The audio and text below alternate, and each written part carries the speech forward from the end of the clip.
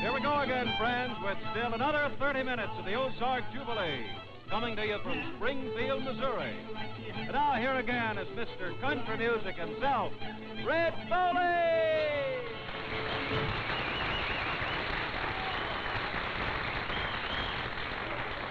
Come in on the wrong side, but I made it. Yes, sir. Well, sir, we're glad to have you spending another half hour with us. Since I've seen the Foggy River boys do this particular song they're going to do so many times on our personal appearances, I know that a real good way to open this part of our show would be to ask them to sing a real rousing song, and suppose you folks just let the boys know if you recognize it. Here's the Foggy River boys and a wonderful song. Let's hear it, huh, fellas?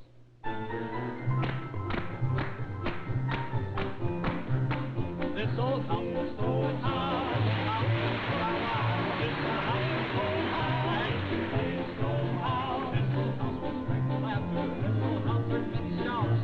Now it trembles in the darkness when the light swings about. Ain't you gonna need this house no longer, ain't you gonna need this house no more. Ain't got time, ain't got time, for ain't got time to all the hinges nor to mend the window pane. Ain't gonna need this house no longer, I'm getting ready to meet the same.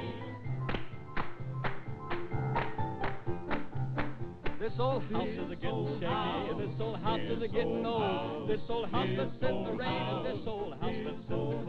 Oh, my knees, I'm a-getting chilly, but I feel no fear of pain, 'cause I see an angel peeking through a broken window pane. Ain't you gonna need this house no longer, ain't you gonna need this house no more. Ain't got time, ain't got time, ain't got time to all the hinges nor to mend the window pane. Ain't gonna need this house no longer, I'm getting ready to meet the same.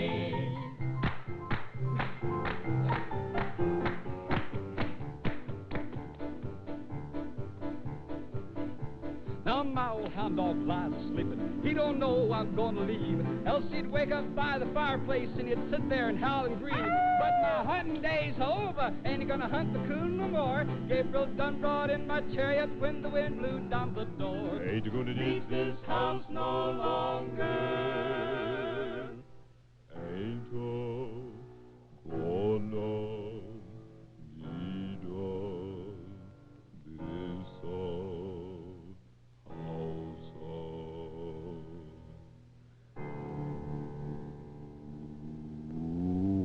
more. Ain't got time, ain't got time, ain't got time to all the hinges nor to mend a window pane. Ain't gonna need this house no longer, I'm getting ready to meet the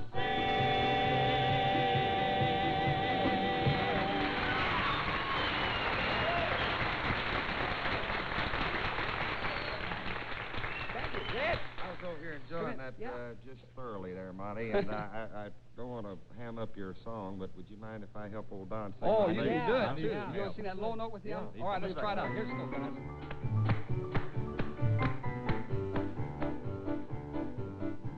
Now my old hound dog lies sleeping. He don't know I'm gonna leave. Else he'd wake up by the fireplace and he'd sit there and howl and grieve. But my hunting days are over. Ain't he gonna hunt the coon no more? Gabriel done brought in my chariot when the wind blew down the door. Ain't you gonna need this house no longer. Ain't I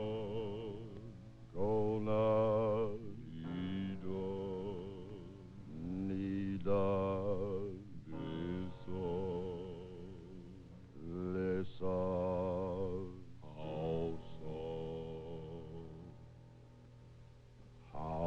What's a house?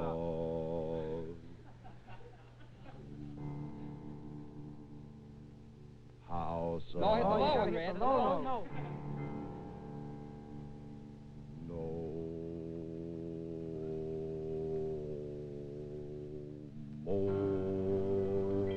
Ain't got time to all the hinges nor to mend a window pane. Ain't gonna need this house no longer, I'm getting ready to meet the same.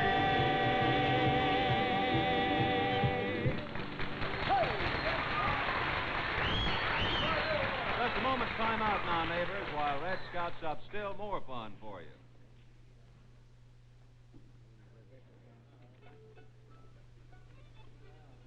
Now look forward to daytime television with a nighttime look. Watch for Afternoon Film Festival featuring Alan Edwards as your host and premieres of the greatest motion pictures ever produced. Stories of adventure reaching from the lofty heights of an atomic airplane zooming through the Alps to a submarine under crew trapped at the ocean's bottom. Romance with screen's top stars and love stories stretching from the exotic South Seas to the simple rolling farmlands of England. Drama to remember. Stirring stories of life and flaring passions, dramas often based on best-selling novels. And be sure to join the fun and comedy cut-ups with stars like Glynis Johns, Richard Green, and Michael Wilding. Don't miss Afternoon Film Festival's debut next Monday, January 16th. See Alfred Hitchcock's classic mystery thriller, The Lady Vanishes, with an all-star cast including Michael Redgrave and Margaret Lockwood. Enjoy the finest in screen entertainment with Alan Edwards on ABC TV's Afternoon Film Festival.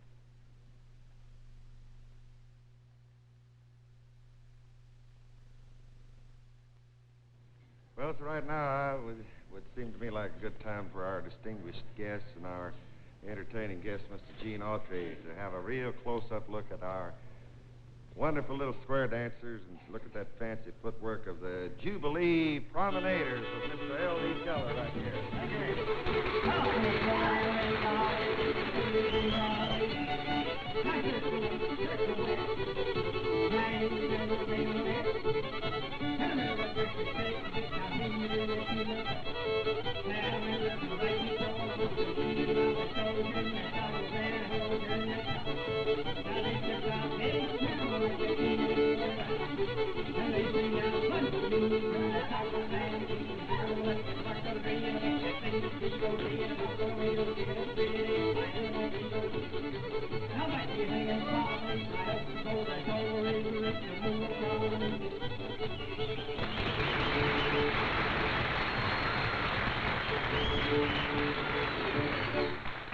Oh, boy. Now I ask you folks, aren't they about the finest bunch of square dancers? We're real proud of them. Don't you folks like that little bunch of square dancers, huh?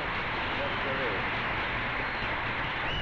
Well, see, it's no wonder they started a new square dancing craze among boys and girls all over the country. You know, here in the Jubilee gang, the Promenaders are kind of the kids of our family, and the older generation is represented by a couple of mighty sweet folks that we feel sure that you're going to come to love. I'm sure that you already do, as much as we do here. So let's go out a little piece away from town and have ourselves a little visit with Uncle Cyp Brasfield and Aunt Sap, his wife. Here they are.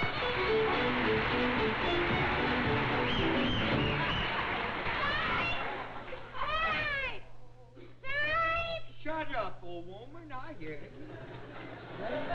Look, honey, when I'm talking business to somebody, don't yell at me. Business? Well, you cramp my style. Don't yell at me. What are you doing all dressed up like that? That blame it, don't you know we're knee-deep in governors and senators? I'm going to town. You are? As soon as somebody comes by here and give me a ride, I'm going to town. Well, what are you wearing that cowboy hat and them cowboy boots for?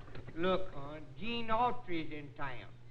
Well, what of it? You think I want him to be ashamed of me? This is the hat I wore when I was his foreman. Yeah. I rode range with him. Yeah. Gene Autry wouldn't know you from Adam. Wouldn't know me from Adam? No. Well, he ought to. I'm dressed different.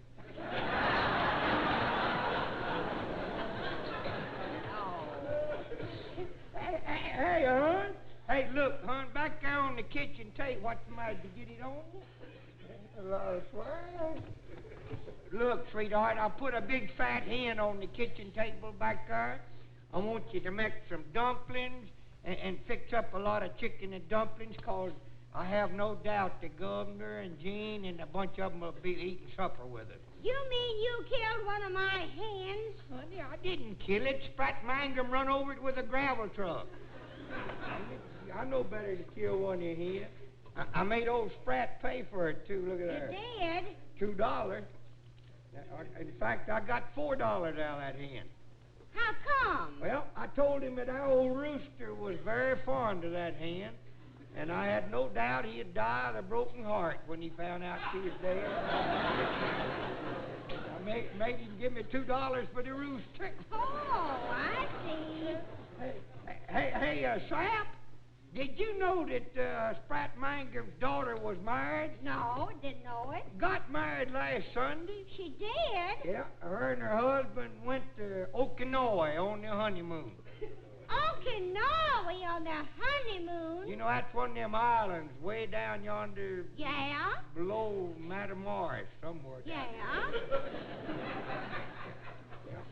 They got married last Sunday and took off for Okinawa. Well, how do you know? Well, he said he figured that's where they went. They got married and went somewhere, and he figured they went to Okinawa. Yeah? She married a boy that was a soldier. Yeah? And he said he heard them back a little while back when he was sparking her. Says sitting out in the lawn swing one night, and he heard this boy tell her, says, when we get married, I'll show you where I got shot at Okinawa.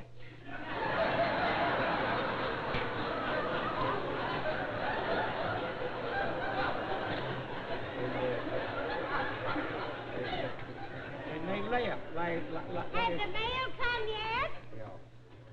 Did I get her something?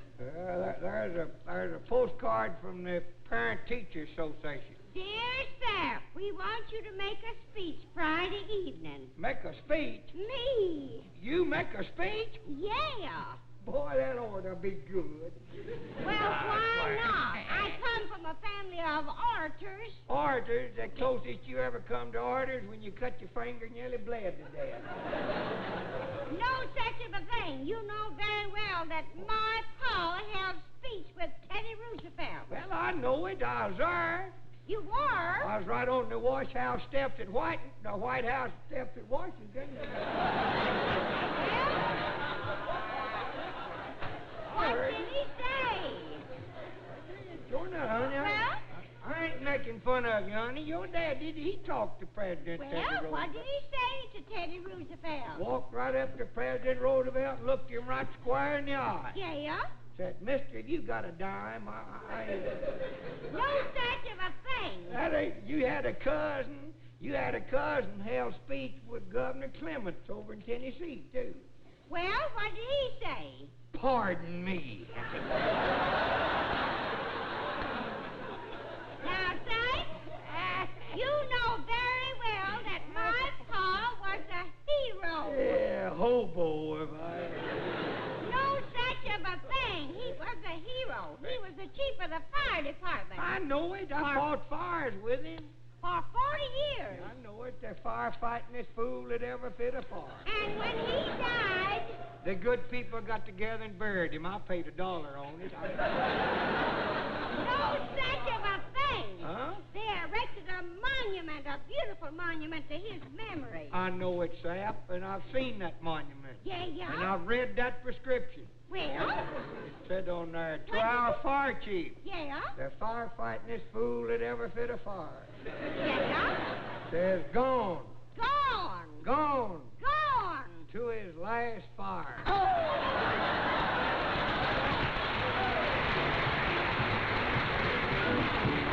this time next week, Red and all of us will be starting on our second year. And by the way, now, for that birthday party of ours next Saturday night, we've got some mighty special people coming, sort of report the event to the nation's newspapers. That famous Broadway columnist Earl Wilson's going to be here.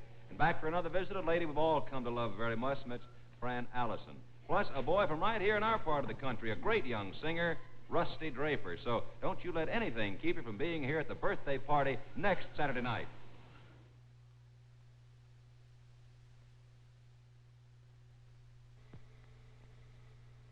Hello, friends. If you've seen our show, you know that almost anything can happen on the original Amateur Hour. Of course, each week, the country's most talented amateurs compete for your approval. And believe me, they're all good. They have to be to get the tremendous number of votes that pour in by mail and telephone. There's a long, wonderful history behind our show, a story that includes some of the biggest names in show business today. Who started, right? here on the Original Amateur Hour. We're always thrilled, of course, when one of our performers goes on to fame, but the most important part of the whole show is the entertainment it brings you each week. Well, as I say, you're liable to see anything. Anything from a cab driver singing grand opera to a society matron playing a musical saw, but really it all adds up to good family entertainment. There are a lot of talent shows, but I think you'll find none like the Original Amateur Hour. Be sure to be watching the Original Amateur Hour tomorrow on most of these same stations.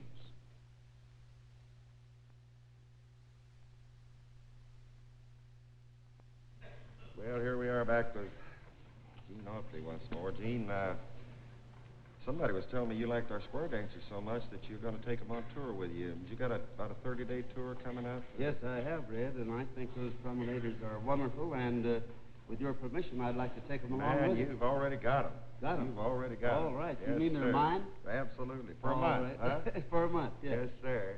We'll sure try to send them back to you. Wonderful. We were talking about all those songs a while ago. We were mentioning, I guess the best way to sort of demonstrate those, all these songs would be to put them all in one wad and do them, huh? Well, all right, Red, I'll try to do that. I'd like to do about 4 of my old phonograph recordings. And, of course, we can't sing each one of them all the way through, but maybe we can sing just a chorus of each one of them, and maybe it'll be a favorite of some of the folks on the air and some of the folks out there in the audience, too. Sure they will, Gene. All right, let's see if they remember some of them. All right, All here we right, go. let's see here. Tweedle-o, twill, popping on corn.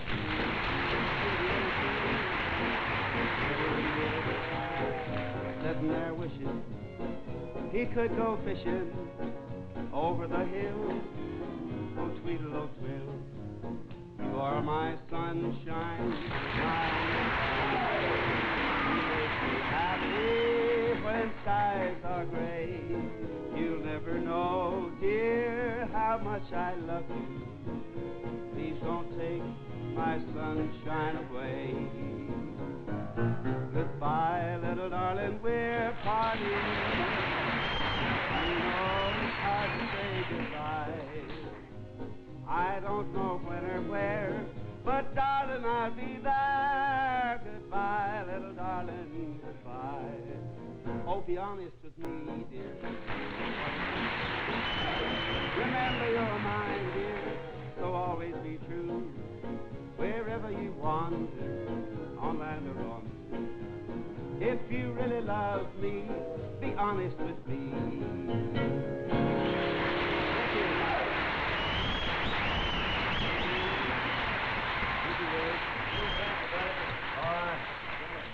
The one and only. Well, sir, I'm sure that you'll join us in wishing Gene and, of course, all of our little promenaders and his big show the best of everything on that big tour of theirs. Here's a little lady we'd like you folks to meet now. Little Miss Tabby West with a song called Chattanooga. Tabby.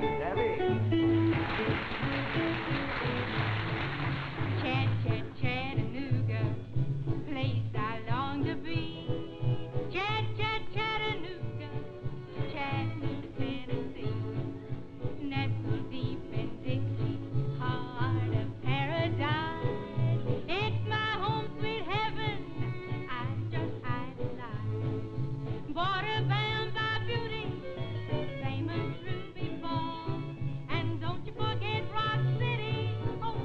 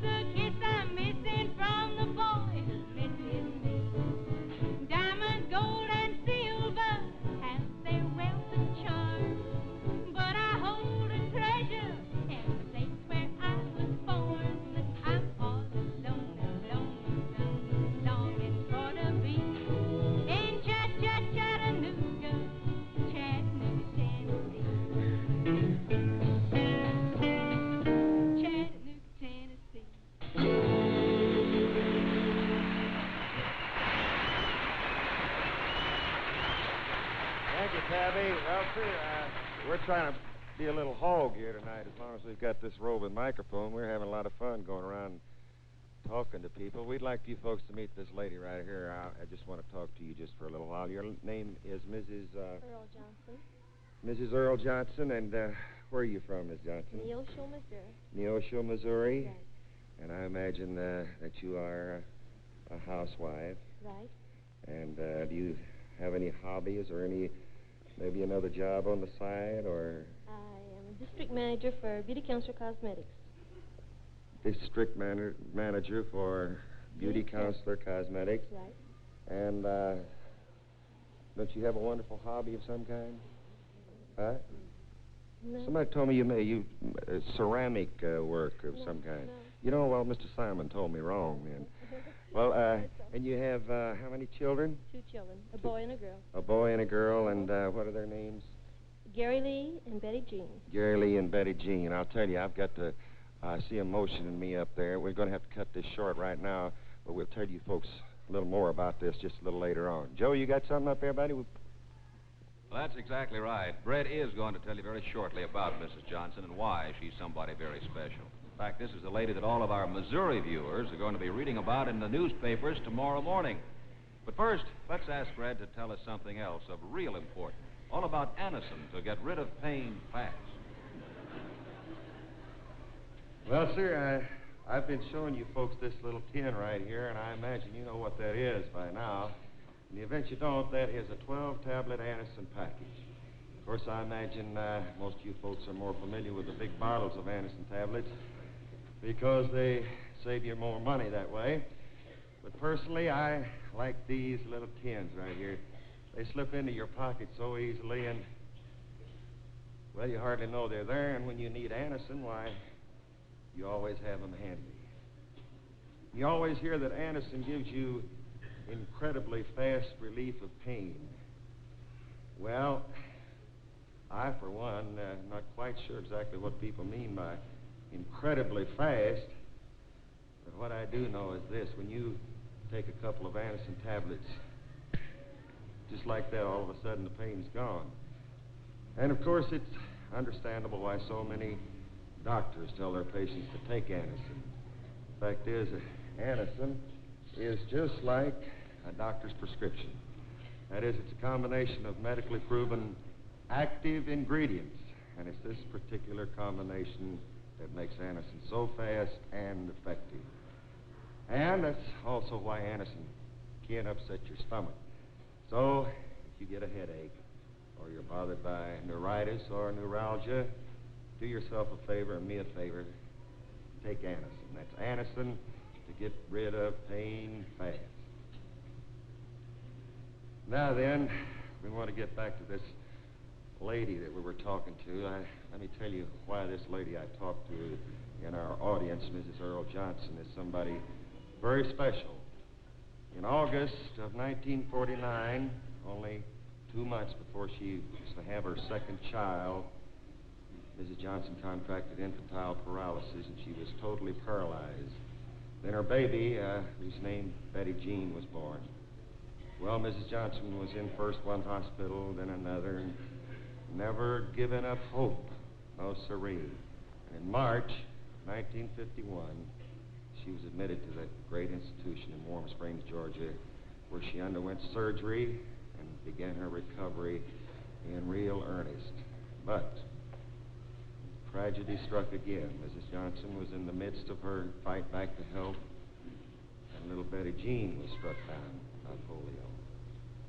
Well, thank the good Lord, this story has a happy ending, but both Miss Johnson and Betty Jean have made wonderful recoveries, and Miss Johnson is able to do nearly all of her own housework from her wheelchair, and in addition to being a sales manager for this beauty products company.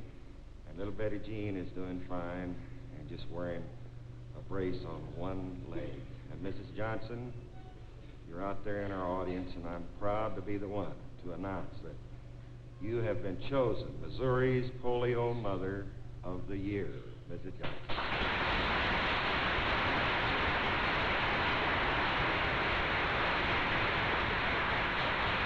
Thank you so much. Well, I I guess you folks know what I'm going to say now. I want to ask you to give generously to the March of Dimes, but let me do this with a little verse that a friend of mine recited to me the other day, and it goes like this. It says, many people have much to live with, but little to live for. And when you give of yourself and your substance, then you begin to live. Well, friends, it's going to make you feel real good to know that you have helped folks like Mrs. Johnson and Betty Jean. So let me urge you once more to give generously to your local March of Dimes. I would like to dedicate our closing song to Mrs. Johnson, and also because of it being Governor Frank Clement's favorite song, to him. The song is called Take My Hand, Precious Lord.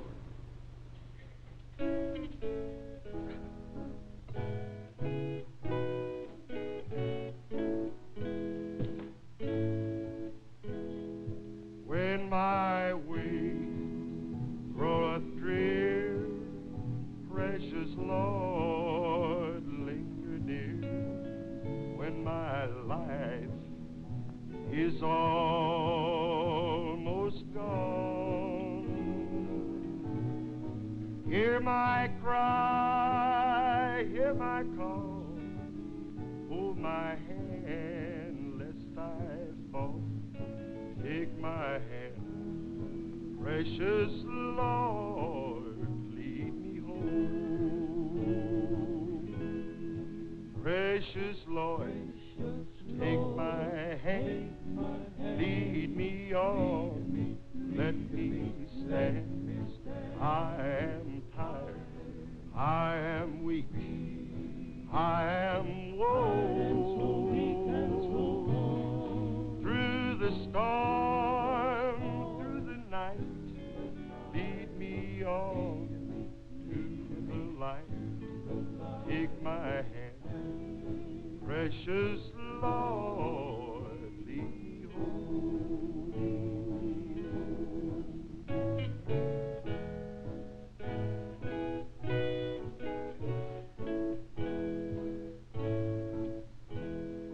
Precious Lord, take my hand, lead me on, let me stand. I am tired, I am weak, I am woe. Through the storm, through the night, lead me on to the light. Take my hand, precious Lord, lead me home.